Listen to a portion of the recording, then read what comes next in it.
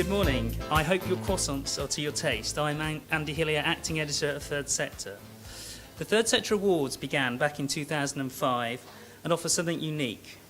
While the other various awards focus on cause areas or certain professional specialisms, the Third Sector Awards give prominence to the roles and responsibilities of running a charity in modern times. They offer an opportunity to reflect back and celebrate the contribution your organisation and staff have made over the past year. And let's face it, in these difficult times for charities, the opportunity to celebrate are few and far between. But it's vital that we recognise the contribution charities and their staff make to society. I'd just like to point out that the awards are open to charities of all sizes, and I would like to emphasise they're not just for the big organisations with the big budgets. The judges do take into account the size of the charity and its resources when making its decisions. Later you'll hear from some of the previous winners and you'll see that they are actually quite small organisations. This year we've introduced a number of new awards and changed the judging process for others, so please do look carefully at this year's categories as there may be some new awards you'd like to enter. In a moment I'll hand over to Collie Boyd of Look Good, Feel Better. Look Good, Feel Better won the marketing campaign last year, and it's just one of a number of past winners we'll hear from today. Later, there will also be a panel of judges and a Q&A about how to write a successful entry, which again will be chaired by our experts here. So hopefully you'll come away feeling you know much more about what makes and breaks an entry in the judges' minds. This is my 6th year of working on the awards, and I've read literally hundreds, possibly even thousands of entries. It's been hard work at times. One observation I would take away is the need to tell both the story and back it up with evidence. Some entries are great at tugging at the heartstrings, but fall short on evidence of actual impact, so please do bear that in mind. Now, I'd like to hand over to the first of our experts, Collie Boyd from Look Good, Feel Better. Thank you. Right. So, okay, yeah. Okay, so I'm from the charity Look Good, Feel Better. I'm the PR and Communications Manager there. Just a lot of people, even within the charity sector, haven't actually always heard of Look Good, Feel Better, so I thought I'd just begin by giving a brief overview of what we do. Sorry, my PowerPoint is displaying differently. So a few things have been cut off. So we are the only global cancer charity that support women with the visible side effects of cancer treatment. So we deal with up from the shoulders upwards, and we do that. We launched in the UK in 1994, and we run free skincare and makeup workshops for women going through treatment. So we're in 84 hospital locations all over the UK, and we're actually part of a global organisation which we're actually operational in 26 countries. It's exactly the same concept. We're set up by the beauty industry in the UK, and they support us with product donations. They provide our volunteers for all the workshops. And last year we ran 1,300 workshops and 230 masterclasses, and we've supported over 130,000 women to date. That's through a network of 2,300 volunteer beauty consultants, and the idea is that it helps create a sense of normality, it improves confidence, self-esteem, and it also gives women a chance to meet others in a similar situation, and just to not focus on the treatments, just to focus on something else just for a couple of hours.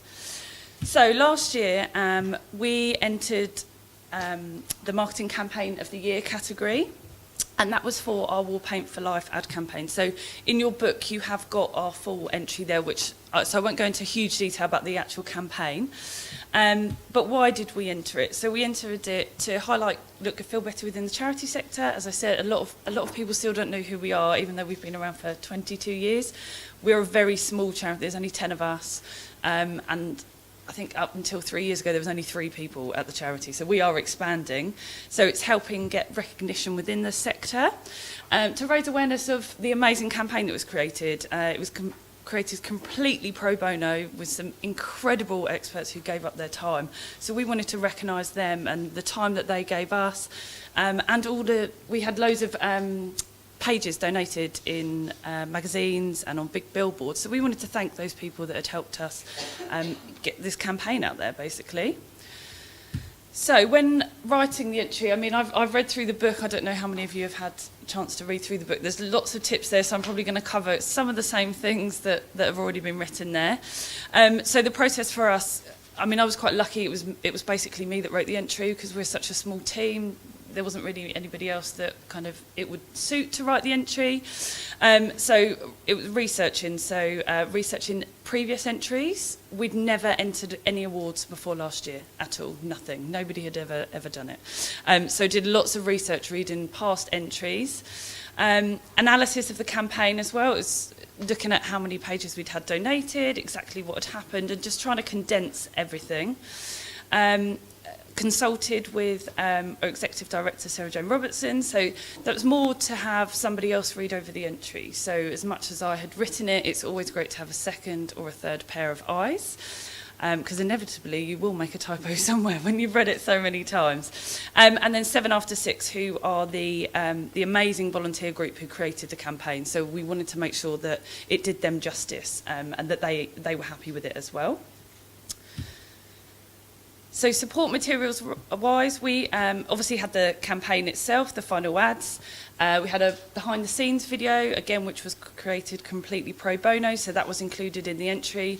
Lots of press cuttings and impact reports. So the main reason that we thought that this was an award-winning entry is because of the amount of advertising space that we had donated. I can't remember what the figures in here for this, but now it's at £1.7 million worth of donated ad space that we've had.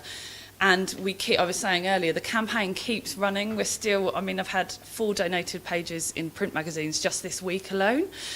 So that was the key to this award and why we felt that it was award worthy.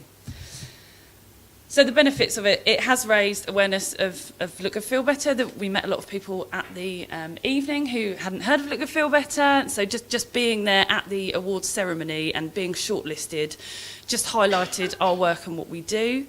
It was a great chance to interact with others in the sector, and things like today, coming along to meet people that I wouldn't normally get an opportunity to meet. It's great, and it's also given us confidence to enter some more awards. So we will be entering something else this year. We're not quite sure yet, and yeah, it's the recognition for the hard work that went into it from everybody at the office and everybody who put their time in to volunteer, and the generosity of everybody involved.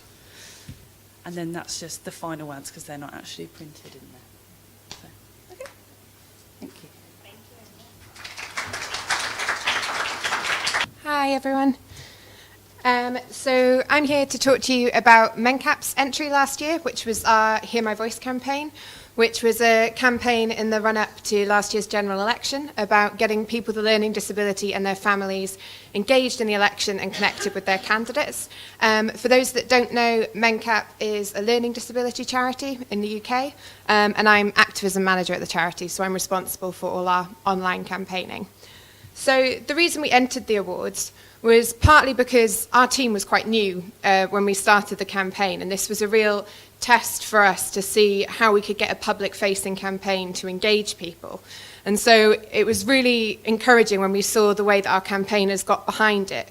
And we saw the awards and applying for the awards as a chance to sort of test how that had actually gone and whether other people sort of perceived the campaign in the same way as us, or whether we were just sort of really excited internally. And so it was a good way of sort of checking how it had been received elsewhere. And obviously it was a huge way to celebrate the commitment of both staff at the organisation, but also the way our campaigners had got behind the campaign, and to sort of recognise the hard work they put into sort of making the campaign a success. So in terms of who was involved in making the submission, the campaign had involved lots of people from across the organisation, but when it came to the submission, it was mainly our colleagues in digital team, and then us in the campaigns team who focused on it. Because the category was around digital innovation, we were sort of the natural people to feed into it. And when the awards applications were happening, it was sort of a perfect time for us to start looking back on the campaign and evaluating everything that it had achieved. So it was really useful actually going through the process of writing the application, because you started to realise the journey that we'd been on through the campaign and what we'd achieved along those steps. So one of the things we looked at was comparing our initial expectations of what the campaign was going to achieve with what it actually had achieved, which was really impressive, and it sort of made you feel quite good, which then helped us in writing the application because you felt quite enthusiastic and you realised that it had done what we wanted it to do. It was also a good way of condensing down the information about the campaign, because I'm sure many of you, when you're working on something day in, day out, you get so excited about it, you could probably talk about it for days. And it was really helpful for us to actually focus down on breaking the campaign down into the different areas that were covered within the submission and sort of focusing on the different things that we'd achieved. So in terms of the information we included, again, it's included in your packs, so I won't go into loads of detail, but we focused on the sort of timeline of the campaign because it went on for a year, so the year running up to the election from May 2014. So it was sort of breaking down what was done in each of those stages and how that fed into the wider campaign. We also looked at our initial expectations versus the reality of what we achieved, which I think put it into perspective about how it had actually dramatically exceeded our expectations of what we thought we were going to achieve. And it was also, we had the opportunity to link to things that gave a bit more context, because if any of you are trying to write your application at the moment, I'm sure you're struggling to get within the word limit, and it's really important to sort of meet that word limit, but at the same time, you'll probably have lots that you want to show and shout about. And so we linked to our main campaign microsite, which was the main feature of our application that we were really proud of. So it was linking to that so that people could see what that actually involved, what it looked like, how people were using it. And we also linked to articles that had been done about the campaigns. There was a Guardian piece that had been written, and there was also a case study that our digital agency had written about how they found working on the campaign. So that was really helpful to sort of give a bit more context and allow the judges to sort of see the photos and the content that made the campaign what it was. In terms of the benefits of winning, the initial main highlight for me was I got to meet Alex Brooker, which I found incredibly exciting.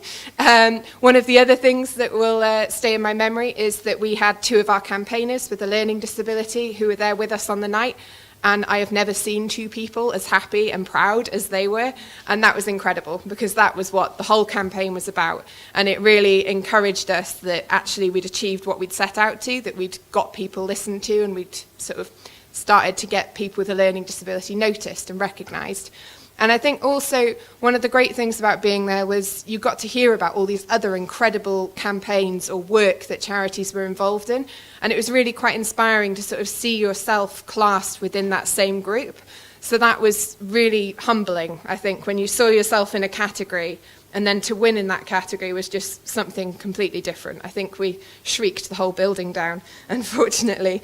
And I think in terms of since the awards, I think it's been fantastic to meet people from charities that I've admired for years, and I know other colleagues have, who actually know about Mencap and know about the campaign, which has been incredible because you're no longer having to sort of explain quite lengthily who we are and what we do. People will sort of come up to you and say, hear my voice, I heard about this, you know, can you tell me more? So it was really encouraging, and I think it gives you a confidence that you're doing the right things and that people are listening to what you've got to say. So good luck.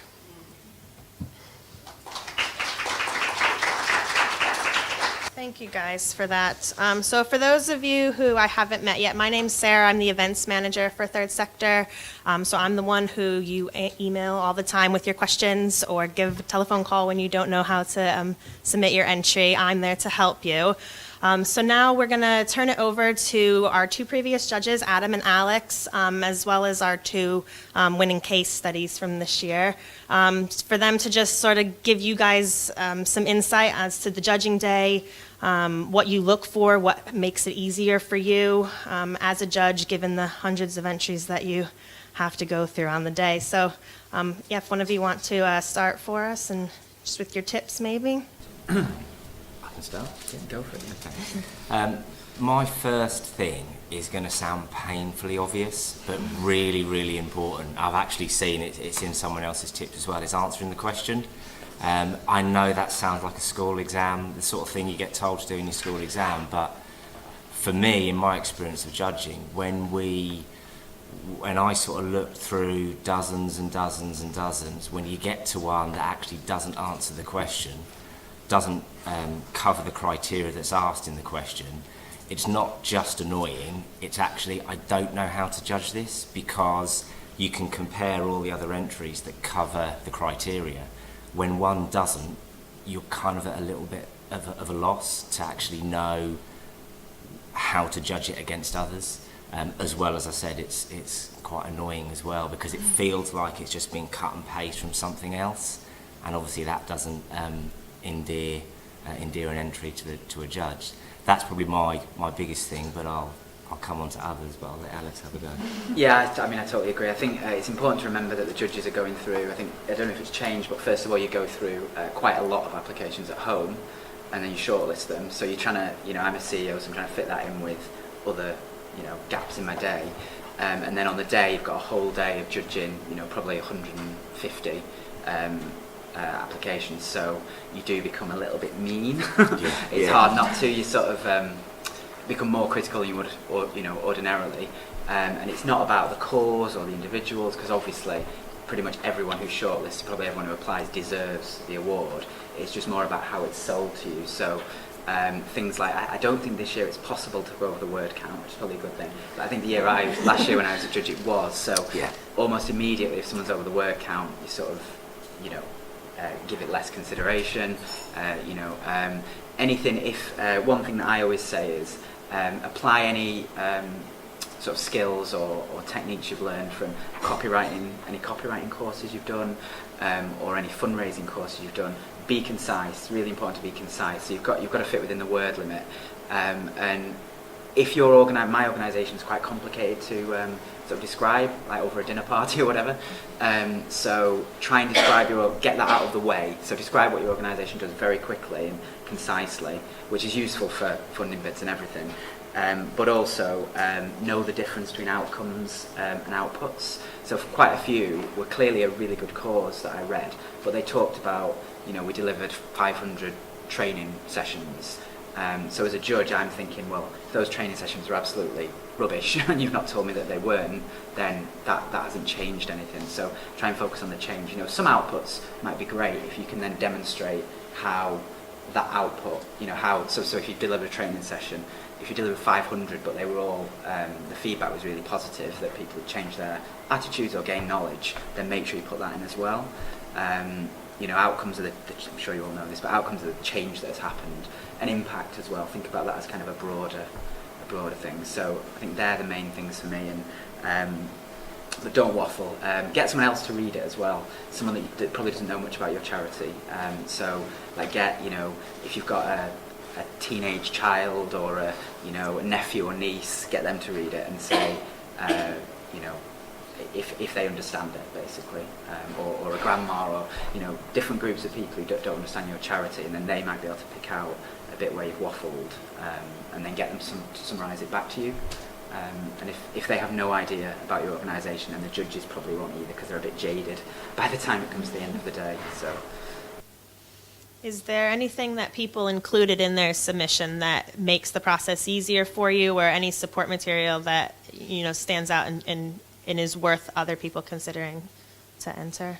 Yeah, I think the supporting material is useful, but to touch on what Alex said, if we're going to get reams and reams of stuff, the chances are it might not get read, as the supporting material is useful, but like the entry, keep that concise as well. Just because I know judges on other awards, because I write for lots of different awards, and they say that if you get a video through, it's sort of 2 minutes of, oh, that's brilliant, I can stop reading and I can just have a video and it can tell the story in 2 minutes that sort of 2,000 words of copy would do. But it doesn't sound like it's a necessity in these awards. It's a sort of nice to have, is that? So I don't think I had any, actually. So I guess imagining if I did, I think that would have been useful. As Adam said, reams and reams of paper. Like if you have 7 or 8 links, the judges probably won't look at them all. They might glance over it for 5 minutes. But so in that sense, a video might be useful. But also, from someone who runs a small charity, I sort of became a little bit suspicious, not suspicious is the wrong word, but if everything was a bit too glossy and if they put too much time and money into creating something that had cost the charity money, then I might then look more favourably on an organisation that just done a really concise, you know, well delivered pitch in their basic kind of questions. Because again, you know, you want organisations to spend time and effort doing this, but you don't want them to kind of create like, you know, a great £5,000 video. Unless they're a massive charity, then that might be different. But one of my categories that I judge was small charity, big achiever. So I'd be a little bit suspicious if small charities were spending like 5% of their annual income on a video. So yeah, but for a big charity that might be. Yeah, or if it's a small charity, do really. basic, you know. Yeah, gritty and you know, speed of the service user might be. Yeah, across the information in a way. Okay, thank you. And another thing, one thing that sort of helped me, which might be to do with how I kind of take in information, were headings, really good, bullet points, even if, you know, just a little line and then, you know, a point. Quotes, you can put one or maybe two quotes from a beneficiary. Yeah, they definitely helped. But again, it's kind of striking the right balance between telling a story that kind of, you know, is passionate and kind of pulls at the heartstrings of the judges, but also backing that up with evidence. You know, I'd say maybe 60% towards telling a really good story, 40% because people just lose interest if it just starts, and then 40% really backing that up with evidence as well. Just on the stats thing, one thing that I found useful was actually when people put not just the results but actually the targets as well, because otherwise, again, you know, you don't quite know if someone says that the result of the campaign got 1,000 newspaper cuttings. Well, that could be amazing if the target was 100, but actually it might not be very good if the target was 10,000. Obviously, anyone who's got a target of 10,000 might need to be realistic, but so do include the targets as well, because for some of the smaller charities, if you just put the result, it might not sound that impressive, but actually if your expectations or your targets are realistic but naturally lower, then you can see that it's you know, far exceeded what the target was, which obviously is a big win. And I think you can include photos. This is really, really obvious, but make sure the people on the photos that look happy. You know, there were one or two photos, and I think it was for a category that was about that individual. They were individual awards, and the person looked really miserable, and it's sort of like, you know, so people looking happy, you know, maybe people with service users, maybe people doing something a bit kind of active, you know, whether it's art or something. They make good photos for this. On a sort of following on from that point, I think tone can be quite important as well. You know, I'd say this with some caution, but we, charity that I work for, Shooting Star Chase, it's a children's hospice. We won an award the year before I judged, and just getting a little plug in there. And the big thing of our entry with our brand development was how we tried to change the misconceptions of children's hospices as being sad and depressing places. And we actually took that into the tone of our entry. So the whole idea, the whole aim of our thing was to show that children's hospices are actually largely fun and lively places, and we try to add that vibrancy into the actual entry itself. So in the way that Alex says about, you know, if you're going to show photos, you know, make them happy. Well, actually, our entry, we did try to.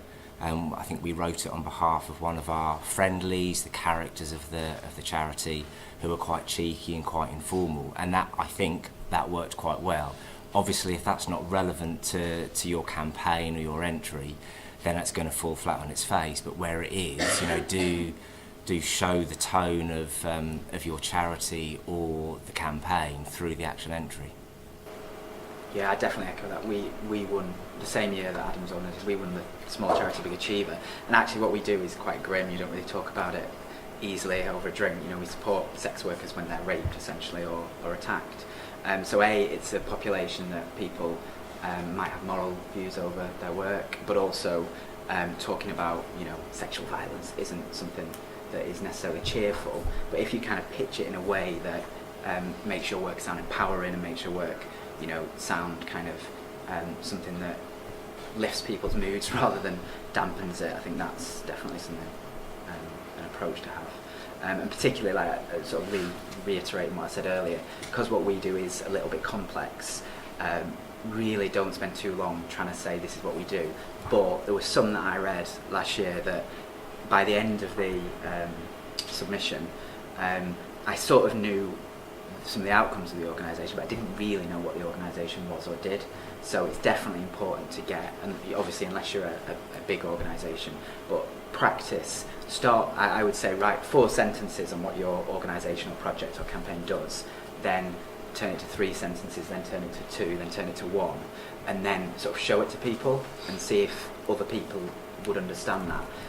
Because I think that's really important. You don't want to waste your words, you know, 200 words, this is our organisation, this is when we set up, this is what we do, but that needs to be there as well, particularly for the organisation or campaign ones. Quick question. So there's just this question is about timing of, you know, the campaign and showing results and impact. So obviously, you know, the timing of this particular award entry deadline is only a few weeks after, for example, the mayoral election, which is what we would enter for. And last year it was for the general election. And there's often a little bit of a time lag between the campaign ending and then demonstrating results. Mm-hmm. How do you show that? How would you get around that? So, our campaign was focused on the general election last year, and so it was all quite frantic to try and get the right information for the application. We were quite lucky because ours was mainly a digital online campaign, that we had a lot of that information already. So we had things like the number of actions taken, the number of people that had gone to events, the number of sort of media coverage and things like that. So we had that information, but it was still, when you get to the end of the campaign, you normally have that period where you just want to breathe and sort of go sit in a dark room sometimes. And so we had to avoid that for a bit and really focus on getting the information. So I think it's just making sure that the different people that need to contribute to it are ready and sort of fired up to look for the right information that you need. And I suppose it's being focused on what information you need, so that you're not trying to get everything and then trying to condense it down. It's so that you know exactly the sort of bits you're looking for. Hello, so my question is for Alex. I wanted to find out whether you receive lots of applications from niche charities, and if so, how do you perceive those applications?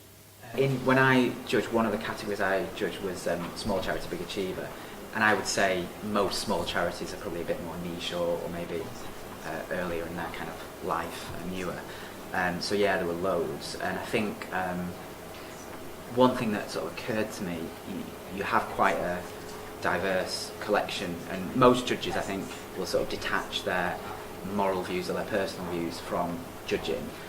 So I think, again, with a niche charity, you need to be really clear, but assume the judges, keep it fairly neutral, but assume the judges don't have kind of moral objection to what you do. Because in ours, we were very discursive as a group about different charities, and no one was saying, they're a faith-based charity, I'm an atheist, or anything like that. It's really unlikely that anyone will do that. But yeah, keep it as neutral but passionate as you can. But I think it's important for a niche charity to explain why the people you support, whatever you do, is important as well, but keep that to kind of one sentence or maybe 2 sentences.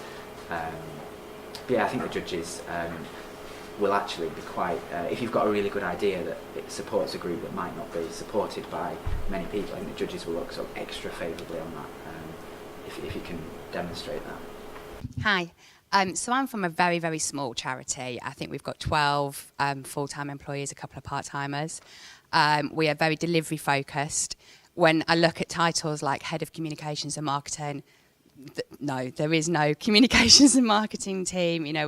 We just don't have that kind of resource. So, however, we do really want to celebrate the work that we're doing and get it out there. and we are just starting, this is the second year that we're starting thinking about awards writing and stuff like that. Can we even hold a candle against a charity that's got a whole team of glossy, corporate, PR trained people and marketing people? You know, do we even stand a chance? Absolutely. Yeah, definitely. That's one of the things that we're not as small as 12, but we would have considered ourselves as a small charity when we entered. We thought exactly the same. We won.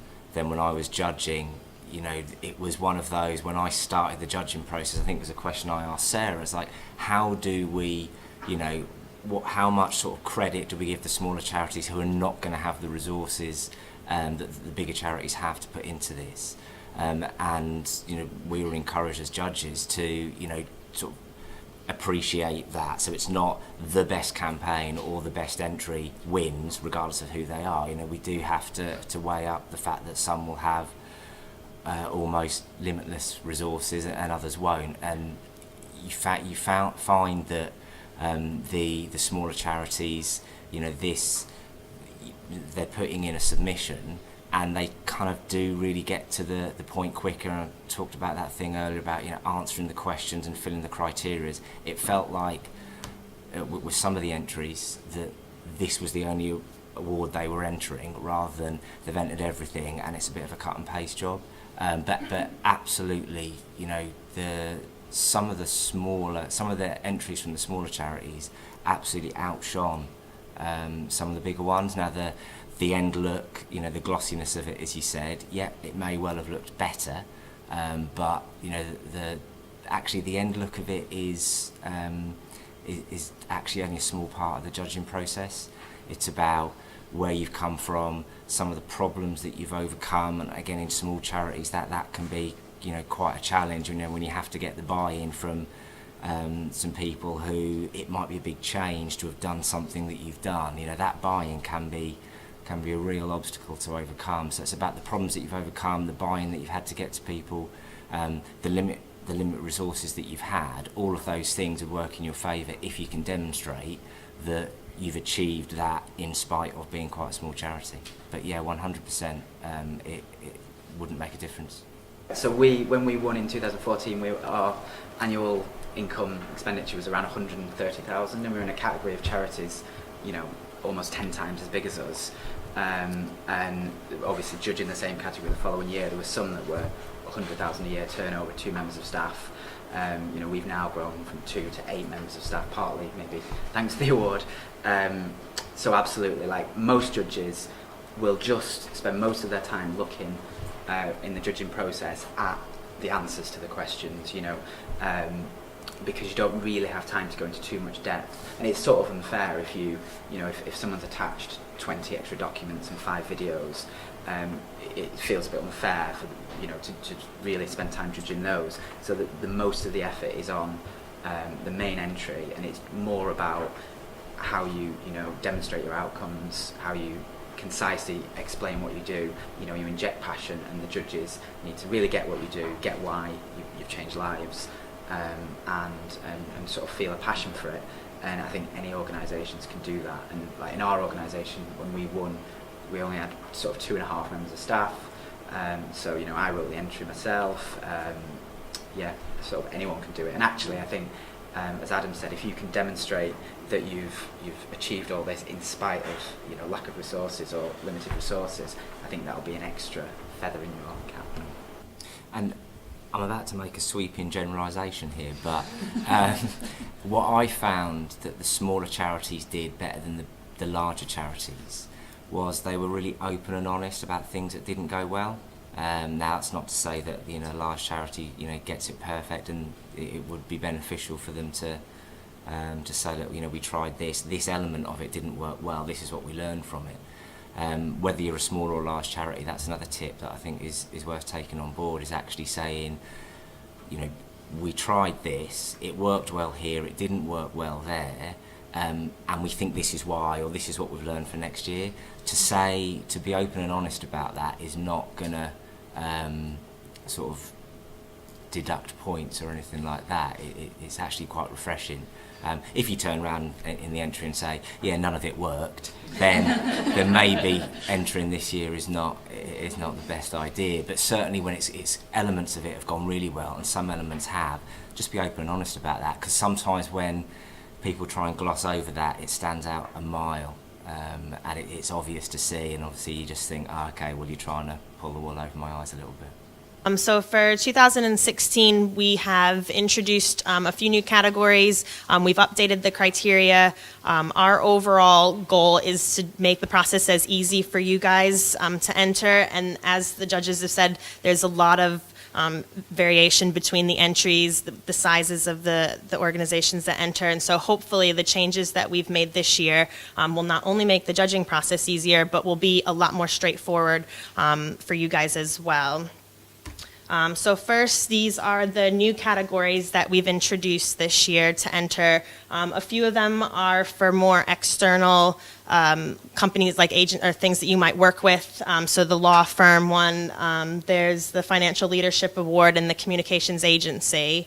And then we've also introduced the BMAC categories, the Britain's Most Admired Charities, into the awards this year. They previously weren't open for entry. It was done through a nomination process within the editorial team. So we've now opened them up, giving you guys some more chances to enter. So you'll see the big one on there is Charity of the Year this year. So hopefully that one will be of interest to many of you. And then as far as the criteria, we've simplified it to 3 main points. We call them the 3 A's, the aims, approach, and achievements of your entry. Last year we had, I think, 5 points. A couple of them, depending on the category, overlapped. There is some confusion, so hopefully this will make it straightforward and give you guys, the judges, the answers that they need. So for your aims, it is really what was the overall aim of the project, of the charity, you know, what your goals are. That's your chance to just say it there. Your approach, we want to know who took part in the entry, in the project, how was it delivered, what was involved in it, some of the challenges that you faced in writing it. As the judges said, it's, you know, they want to know if not everything worked. Just that always helps with the entry. And then finally, the achievements. How effective was it? How much did it raise?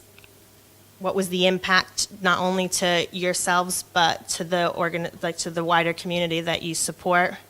And hopefully, judges, that will make the process easier for you guys. So then in terms of the actual entry, no matter what category you have, everybody has a 200-word executive summary. This is a chance for you to just give a brief overview of what you're submitting, what the charity or the organization is about. We do take this information, if you're shortlisted, and publish it on our website, so that when the shortlist is announced, everyone can go and see what the entries are, as opposed to just seeing a list of names on there. It just gives some more background information. And then it also helps us on the night, if you are the winner, to just tell the audience a bit more about what your project was. Then as far as the criteria with the 3 A's that you have, the word count will vary category to category. You'll see all of it online, and there's an entry kit within the pack that you picked up today. So just pay attention to the word count. For the most part, you have, I think it's about 250 words per question. For some of the talent categories, it's a bit more difficult to be specific because everything does vary. So we've opened that up to just 1 question that you just have to tell us really who the person is, who the team is, why they deserve to win. We've given you some, hints and tips as to what to address, but it is a bit more open-ended for those. And then the big one, the Charity of the Year, we've upped the word count for that, as it is the biggest award. Gives you a bit more chance to say something about your organization. And hopefully that should help us all with the process. Finally, we ask for a lead image.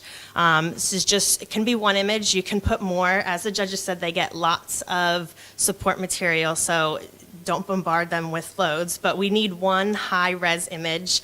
This, again, when you're shortlisted, goes onto the website so that people have something to relate to. And we can also use this image in the graphics on the night, up on the screen. so that just gives a better visual for the audience. No logos, please. We will come back to you and ask for something else if you send us in a logo. And then finally, support material. That will vary entry to entry. This year, we have included the option to put a web link on some of the entries, as you mentioned. It's not on every single entry, but you can include your website. If you have an annual report that's hosted online, you can just include it there, so it's easier for the judges to access. And then in the past, we've always done an uploaded entry that you had to produce, and as I said, this larger charities might make more glossy looking entries. So we've changed that this year. There's no upload involved. You literally just copy and paste the words that you need your answers into the entry system, and so the judges will just see aims, here's your answer, approach, here's your answer, and achievements. So you don't have to worry about how your entry appears given the size of your organization. So then the judging process, just to give you a bit more insight into how that takes place. As the judges said, there's a two-stage entry process. The first is done online. They get all the categories from their assigned, all the entries from their assigned categories to view. They have to read through many. We ask them to give a score for every single entry, as well as an overall comment, which you then can receive afterwards in your feedback. I then take these scores and produce a long list for the judges to come and view on the day. So they come to this office and they sit in groups and review the ones that they've marked as highest. For some large categories, they could have quite a lengthy list. Others, there might be a smaller pool, but I have to just dictate based on the numbers and to make the day move as smoothly as possible. It's not necessarily the final list. They can go through, remove some, and then they all independently score again so that they don't necessarily know the final result. They have a good idea of what it is, but I do take all the scores and we determine the winner from that. In case there is one judge that feels more strongly over the other, they still have that opportunity to express the one that they want, that they feel should be the winner. Then finally, we announced the short list. We will do that again on Twitter this year. Don't know how many took part in that last year, but it was a very exciting day for us. You guys are a great Twitter community, so we do enjoy that. It was a full day of activity, and I'm sure it kept the suspension throughout the day. If you're the last category of the day, I am sorry. It's just the way it works. And then before the award ceremony, everybody who hasn't been shortlisted will receive feedback from us, which is the scores from the judges on the different criteria and all the comments.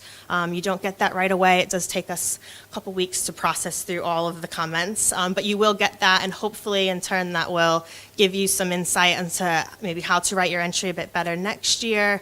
Just some inspiration. I mean, the comments that you guys left were just phenomenal last year. I think it was a lot of work, I think, for the judges, but I think it was well worth it for most of the entrants.